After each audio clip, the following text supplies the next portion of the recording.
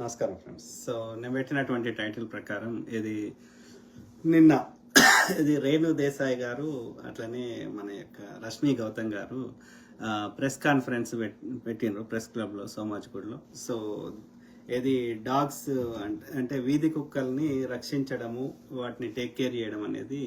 ఎందుకంటే ఒకటి సుప్రీంకోర్టు ఒకసారి డిఫరెంట్ టైంలో డిఫరెంట్ తీర్పులు ఇస్తున్నది. సో దాంతోపాటు ఒక గ్రామంలో దాదాపు 500 వీధి కుక్కల్ని చంపడం జరిగింది. సో ఇప్పటికీ ఆమె పెట్టిన వీడియో మీద కావచ్చు, లేకపోతే ఇంకా ట్రోల్స్ నడుస్తూనే ఉన్నాయి. మనుషులు ఎంత స్వార్థపరులు తయారైనారంటే ఒక్క జీవి బతుకోద్దు ఒక మనిషి తప్ప అనేటువంటిది ఒక నీచమైనటువంటి స్థితికి తీసుకొని వచ్చిండ్రు. కానీ వానికి ఈ మనిషికి అర్థం కాదు ఏంటంటే మిగతా అన్ని జీవులను చంపేస్తే మనము ప్రకృతిలో భాగంగా ఉన్నప్పుడు మనం కూడా చచ్చిపోతాం. అర్థమైందా? ఇలా మనం మట్టిలో ఏదైనా వేస్తే అది మళ్ళీ మట్టిగా తయారు కావాలంటే ఎన్ని జీవులు కష్టపడి దాన్ని డికంపోజ్ చేస్తున్నాయి అనేది ఒకసారి గ్రహించండి. ఆ జీవులను చంపేస్తే నేలని సారవంతం చేయాలంటే, రైతు మంచిగా పంటలు పండించాలంటే ఆ వానపాములు ఏం చేస్తే అది సారవంతంగా తయారవుతుంది? వానపాములను చంపేస్తా అంటే నేను ఏం చెప్తున్నా అంటే ప్రకృతి ప్రతిదీ ఈ యొక్క యూనివర్స్ని ఒక సిస్టమేటిక్గా నడుస్తుంది. అది భూకంపం వచ్చినా ఒక పర్పస్కి వస్తున్నది. అర్థమైందా? ప్రకృతికి భిన్నంగా మనం ప్రవర్తించినప్పుడే వాటి యొక్క పర్యవసానాన్ని మనం అనుభవిస్తున్నాం. అర్థమైందా? సో భూకంపం వచ్చినా తన యొక్క అది బ్యాలెన్స్ చేయడానికే వస్తుంది. ఒక జీవిని చంపి తినమని ఇంకో జీవికి చెప్పడానికి కారణము దాని బ్యాలెన్స్ కావాలని సైకిల్. ఇప్పుడు మనుషులు పుట్టడమే ఉంటే చావు లేకపోతే ఇక్కడ ప్లేస్ ఉండదు, రిసోర్సెస్ ఉండవు. కాబట్టి పుట్టడం చావడం కూడా ఒక సైకిల్ అనేది నేచర్ చేస్తుంది. ఆ క్రమంలో అన్ని జీవులను ఒక పర్పస్ క్రియేట్ చేసినప్పుడు అందులో కుక్కలు వస్తాయి, పాములు వస్తాయి, ఏనుగులు వస్తాయి, తాబేళ్లు వస్తాయి, అన్నీ ఉండాల్సిందే. లేకపోతే ఆ ఇకాలజీ ఎకో సిస్టమ్ ఆ బ్యాలెన్స్ గాడి తప్పుతుంది. తప్పినప్పుడు కరోనాలు వస్తాయి, అనేక రోగాలు వస్తాయి, అనేక ఉపద్రవాలు వస్తాయి, అనేక జరుగుతుంది. కాబట్టి నేచర్కి, యూనివర్సల్ కాన్షియస్నెస్కి, ఈ యొక్క క్వాంటమ్ మెకానిక్స్కి భిన్నంగా మనం ప్రవర్తిస్తే దాని పర్యవసానాలని మనమే అనుభవించాల్సి వస్తుంది. సింపుల్. అర్థమైందా? కాబట్టి ప్రతి జీవిని బతకనివ్వాలి. అర్థమైందా? అవి అడవిలో ఉండేటువంటి వాటిని మనమే మచ్చిగా చేసుకొని మన అవసరాల కోసం వాటిని తెచ్చుకొని పెంచుకున్నాం. కుక్కల్ని రక్షణ కోసం నేటికి గొర్రెల కాపర్లు కానీ అడవికి పోయేటోళ్ళు చాలా మంది తమ కుక్కల్ని కాపలాగా తీసుకుపోయేటోళ్ళు అన్ని దేశాలు ఉన్నారు, భారతదేశంలోనే కాదు. ముఖ్యంగా రైతులు నేటికి వాళ్ళ యొక్క ఫామ్ హౌస్లలో సెక్యూరిటీ కెమెరాలు పెడితే సంఘటన జరిగినాక నీకు అది విచారణ చేసి అందులో వాళ్ళని ఇన్ఫ్లుయెన్స్ చేసి శిక్షిస్తారా లేదా అది తర్వాత ముచ్చట. కానీ జరగకముందే అవి పసిగట్టి నీకు అలర్ట్ చేస్తాయి. క్రిమినల్స్ రానివ్వవు. కాబట్టి ఈవెన్ పోలీసులు వాడరా డాగ్లని?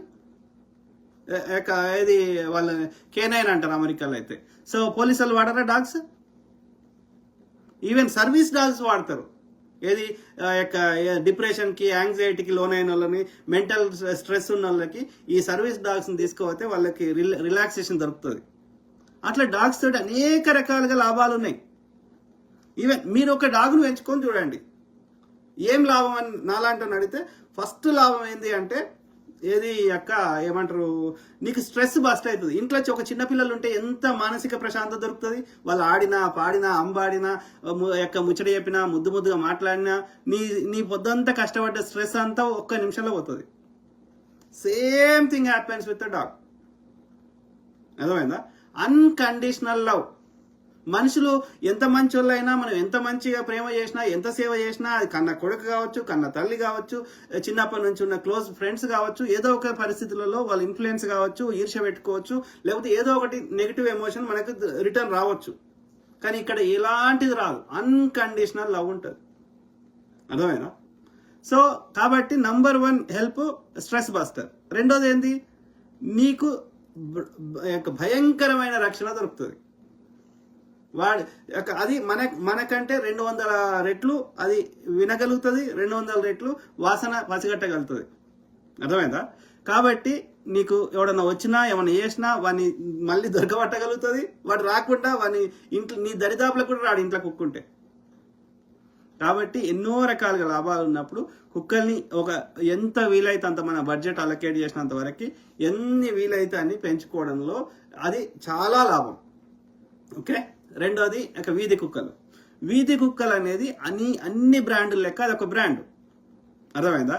ఇలా ఎట్లయితే జర్మన్ షెఫర్డ్ కానీ, లేకపోతే గోల్డెన్ రిట్రీవర్ కానీ, లేకపోతే లాబ్రడార్ కానీ, ఇంకా ఇండియాలో షిజు అని, ఇంకా అదేంటి పమేరియన్ అని, ఇంకా రకరకాలుగా చాలా 100 రకాలు ఉన్నాయి. మళ్ళీ వాళ్ళ క్రాస్ బ్రీడ్ చేసి రకరకాలు ఉన్నాయి. సో ఏవైనా సరే అన్నీ ఒకటే రకమైన కుక్కలు.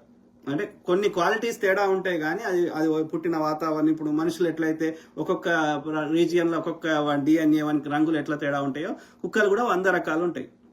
అట్లా అన్ని రకాల్లో ఇండియన్ వాతావరణంలో పుట్టినవి మన వీధి కుక్కలు, ఇండియన్ బ్రీడ్. అదొక బ్రీడ్ అంతే. సో మన ఇండియా వాతావరణానికి 100% సెట్ అయ్యేటి, రోగాల నుంచి రెసిస్ట్ అయ్యేటి, ఆ వాతావరణం తట్టుకునేటి, వేడిని అన్నిటిని. సో ఏది ఇండియన్ మన వీధి కుక్కలు. అందుకే అది వీధులలో ఉన్నా కానీ కంఫర్టబుల్గా మనం ఎలాంటి పెద్ద టేక్ కేర్ చేయకుండా అవి మంచిగా బతికేస్తున్నాయి. కానీ మనం వాటిని ఇబ్బంది పెట్టి వాటికి తిండి పెట్టకుండా వాటి మీద కార్లు పంపించి రకరకాలుగా చేసి ఇది చేస్తున్నాం. కాబట్టి కాదు మన ఇప్పుడున్న పైసలు మన తల్లిదండ్రుల దగ్గరనో మన తాతల దగ్గర లేకుండే. అయినా సరే మీరు కొంచెం ఎవరిని ఇంకా బతుకుంటే ఒక పెద్దవాళ్ళని అడగండి. చిన్నప్పుడు కూడా ఎంత పేదోళ్ళు అయినా సరే వాళ్ళు ఒక ముద్దనో 2 ముద్దలో ఆ ఇంటి పక్కకి వేసేటోళ్ళు, పక్షులు కుక్కలు ఏదో ఒకటి వచ్చి తినిపోయేటి. ఇలా ఎంగిల్ చేయితోటి, ఇలా పరుపులు ఉన్నాయి, కార్లు ఉన్నాయి, అన్ని ఉన్నాయి. ఎంగిల్ చేయితోటి ఇట్లా చేయి దులిపితే ఎవడికి ఏదొచ్చి ఏం తింటుందో అన్నంత కక్కుర్తి ముండ కొడుకులు తయారయ్యారు. ఏం పుట్టిందిరా నాయన? 199% కుక్కలు కరవవు. ఓకే. ఆ 1% కుక్కలు ఎందుకు కరిసే అవకాశం ఉంది అంటే వాటికి తిండి దొరక్క, నీళ్లు లేక, ఒక మెంటల్ స్ట్రెస్ గురయ్యి ఏదైనా చిన్నపిల్లలు ఏదైనా ఫుడ్ ఏదైనా క్యారీ చేస్తుంటే అది ఆ ఫుడ్ కోసం వస్తే ఈ పిల్లలు భయపడో వాటితో ఎట్లా ప్రవర్తించాలో తెలియక చేస్తుంటే ఆ ఫుడ్ గుంజుకునే క్రమంలో అవి ఆ మెంటల్ స్టేటస్ సరిగ్గా లేక ఆ ఎక్స్ట్రీమ్ కండిషన్స్లలో కొన్ని కరిసే అవకాశాలు ఒక శాతం. ఇంకో కండిషన్లో ఎప్పుడు ఉంటుంది అంటే దానికి రేబీసో గీబీసో వచ్చిందనుకో, దానికి వ్యాక్సినేషన్ ఇయ్యాక దాన్ని పట్టించుకోకపోతే దానికి రేబీస్ వచ్చిందనుకో, అప్పుడు అది కరిసే అవకాశం అది, ఎందుకంటే అది నార్మల్ లేదు కాబట్టి. రెండోది వాళ్ళ ప్రీవియస్ ఓనరో ఆ ఇంటి పక్కకు ఉన్నోడో రోడ్డు మీద పోయేటోడో బాగా అబ్యూజ్ చేసిర్రు అనుకో, వాటిని కొట్టడము, వాటి మీద వెహికల్స్ ఎక్కియడము, ఇక మనుషులు అంటేనే భయపడడం కానీ అసహించుకోవడం అవి స్టార్ట్ చేసినాయి అనుకో, అప్పుడు ప్రవర్తించే అవకాశం ఉంది. కానీ అవి 100 డాగులలో 1000 డాగులలో 1,00,000 డాగులలో 1-2 ఉంటాయి. అట్లాంటి వాటిని పసిగట్టి వాటిని ఆ డాగ్ షెల్టర్ వాళ్ళకు ఎవరైతే ఈ యానిమల్ లవర్స్ ఉన్నారో వాళ్ళకి అప్పచెప్తే వాళ్ళు దాన్ని ప్రాపర్గా దానికి ట్రైనింగ్ ఇచ్చి దాన్ని టేక్ కేర్ చేసి దాని స్ట్రెస్ లెవెల్ తగ్గించి దానికి వ్యాక్సినేషన్ ఇచ్చి దాన్ని మంచిగా చేస్తారు. కాబట్టి దాన్ని పసిగట్టాలి. అంటే ఇది ఒక డాగ్ లవర్స్ తోటి ఒక గవర్నమెంట్ ఒక ప్రణాళికాబద్ధంగా వాటిని చేయాల్సి ఉంది. ఈ జిహెచ్ఎంసీలకు గవర్నమెంట్ పైసలు ఇస్తుంది, మనం కట్టిన ట్యాక్స్ డబ్బులు ఇస్తుంది. వీటికి టేక్ కేర్ చేయి, వీటి వ్యాక్సినేషన్ ఇయ్యి, వీటిని న్యూటర్ చేయి, లేదా స్ప్రే చేయండి, కుటుంబ నియంత్రణ చేయండి, ఇవన్నీ ఇస్తుంది. ఈ కొడుకులు ఏం చేస్తారు? తీసుకుపోతారు, చంపేసి ఆ డాగ్ మీద ఇచ్చిన పైసలు వీళ్ళు జేబులు వేసుకుంటారు. జిహెచ్ఎంసీ అధికారులు వాళ్ళు అక్కడ ఉండేటోళ్ళు. సో మున్సిపాలిటీలలో అదే పరిస్థితి, జిహెచ్ఎంసీలో అదే పరిస్థితి. కాబట్టి దీనికి పరిష్కారం ఏంది? ఇవాళ ఎట్లయితే ఏమంటారు యానిమల్ హస్బెండరీ అంటే పశు సంవర్ధక శాఖ. అందులో ఏమొస్తాయి? ఓన్లీ ఫామ్ యానిమల్సే వస్తాయి. అంటే గొర్రెలు, ఆవులు, మేకలు, రైతులు ఏవైతే తమ పాడి కానీ లేకపోతే వాళ్ళ వ్యవసాయానికి కానీ అగ్రికల్చర్ కానీ లేకపోతే పాలు మాంసం ఇట్లాంటి వాటి కోసం